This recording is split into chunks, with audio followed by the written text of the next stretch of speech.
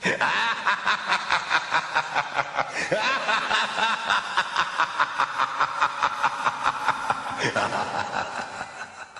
everyone, I'm Joshua Orro, the Mustang Prince, and welcome to Mustang Prince Orro Reports. Now, what can you say about zombies? Aside from ghosts, skeletons, and other creatures of the undead, zombies have to be the most deadly in my opinion. And they're an interesting subject for Halloween. Also, when it comes to movies, there are several that I know about starring zombies, like Cabin in the Woods, The Fog, Pet Sematary, Paranorman, Quarantine, Reanimator, even Scooby-Doo on Zombie Island. However, the movie I'll be blogging tonight is a zombie movie that is not only getting a sequel next week, but it's also a movie that just turned 10 years old this year. So let's get started. Released on October 2nd, 2009, the movie is Zombieland. Now let's get started. After a virus turns most people into zombies, the world's surviving humans remain locked in an ongoing battle against the hungry undead. 4 survivors abide by a list of survival rules and zombie-killing strategies as they make their way towards a rumored safe haven in Los Angeles. So, what do I personally think of the movie? Well, this was a real kick-ass movie, though I do regret not seeing it in theaters. But let's move on to Mustang Notes. This movie marks the directorial debut of Ruben Fleischer, who would later direct Gangster Squad and last year's Venom movie. The film's script was written by Rhett Reese and Paul Wernick. Principal photography began on February 2009 in Hollywood, California, with scenes being shot at Screamfest theme park and other locations. Filming continued in March in Atlanta, Happaville, Morrow, Decatur, Newnan, and Powder Springs, Georgia. While actress Abigail Breslin celebrated her 13th birthday by adopting a sheltered puppy, Zombieland was filmed in digital using a Panavision Genesis digital camera and had a 41-day shooting schedule. The theme park scenes for the film's climax, Pacific Playland, were mostly shot in Valdosta's theme park, Wild Adventures Water and Theme Park. Some of the rides prominently featured in the movie included Pharaoh's Fury, the Double Shot, which was redubbed as Blastoff, the Rattler, the Aviator, and the Bug Out. A haunted house facade was constructed at the theme park, but the interior was filmed on location at Netherworld Haunted House outside Atlanta. Special effects makeup designer Tony Gardner, who helped Rick Baker create the signature look of Michael Jackson's music video, Thriller, and has contributed to other Hollywood films such as 127 Hours, Hairspray, and There's Something About Mary, was brought on to design the look of the film's zombies. Michael Bonvillain, who was Cloverfield's cinematographer, was brought on for the lively handheld camera work. The special effects team created several visual elements, including the rules for survival, which appear on screen as they are related to the audience by Columbus. They are known as Do Cardio, Beware of Bathrooms, Check the Back Seat, and so forth. The texts are rendered in 3D when a previous stated rule becomes relevant, when nature calls, for instance. The relevant text pops up occasionally, getting splattered with blood. Another fun fact about Zombieland is that it premiered at Fantastic Fest on September 25, 2009, and after its theatrical release, the film became a critical and commercial success, grossing more than $60.8 million in 17 days and surpassing the 2004 film Dawn of the Dead as the top-grossing zombie film in the United States, until World War Z in 2013. But, in total, Zombieland received $102.4 million worldwide. Now that's just awesome. Now, aside from the survival rules captions, which are pretty useful but random at the same time in my opinion, the reason why I like this movie is due to the scenery, with wrecks, debris, and junk everywhere, which is pretty common in a zombie apocalypse movie like this.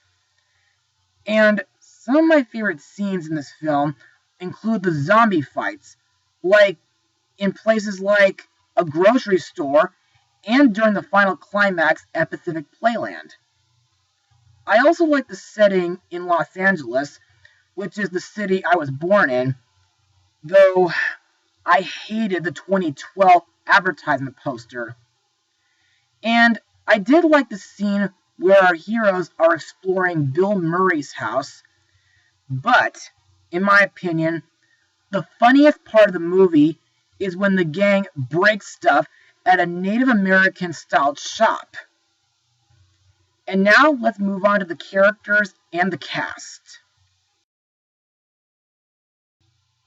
Our main character, Columbus, is played by Jesse Eisenberg, who played Facebook founder Mark Zuckerberg in The Social Network. But I'll always know him for voicing Blue from the Rio movies.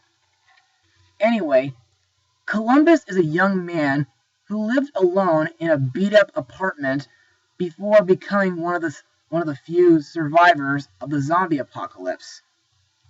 He lives by a strict set of rules to stay alive. In my opinion, Columbus shows the most emotion of the four main characters, and is often the peacekeeper of the group. Plus, he's portrayed as nerdy and cautious. Though, I did like Jesse Eisenberg's narration for the movie. Columbus's partner, Tallahassee, is played by Woody Harrelson, who got to be in Freebirds, Solo, a Star Wars story, and last year's Venom movie. This character despises zombies, and he enjoys killing and torturing them. But in my opinion, I think Tallahassee is a real badass character, and he's also tough, cold, and bitter.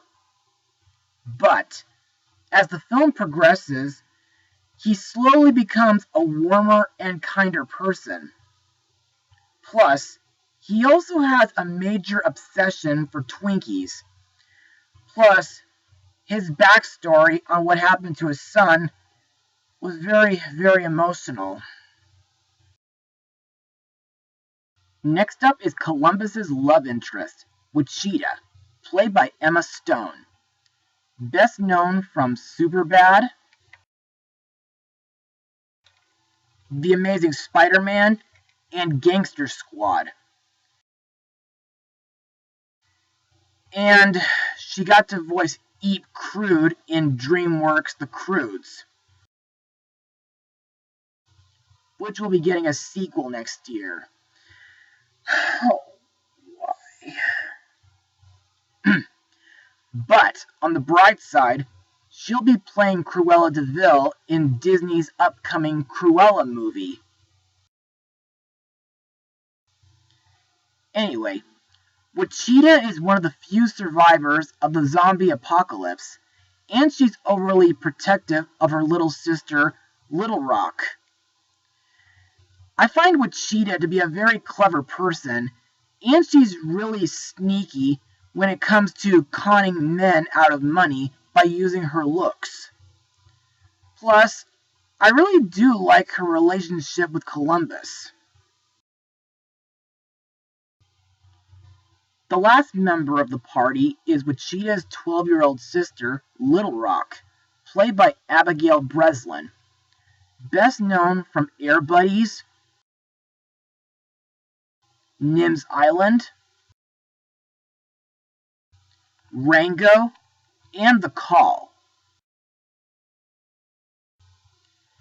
Now, Little Rock is a very sweet girl, but she's not that innocent, and she has grown up very quickly due to the apocalypse.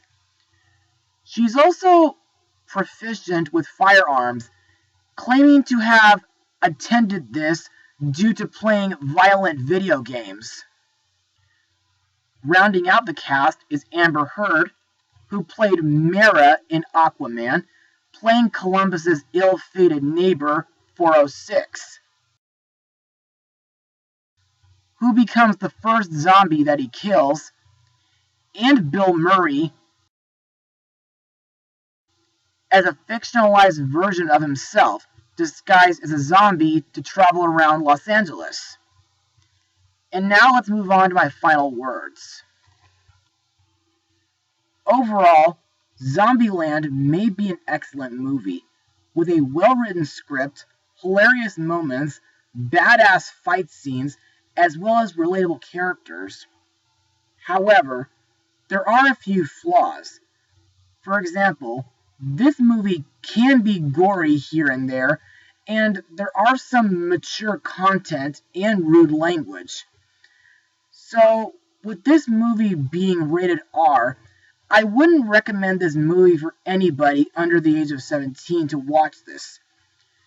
But, this movie is definitely worth a watch for folks who are into zombie movies. So, my rating for this film will be an 88% out of 100. Now, like with It Chapter 2, I promise that I will blog the sequel Double Tap next year. Anyway, that's all for tonight. Be sure to join me again next time, where I'll look at the absolute scariest horror remake ever. Mustang Power.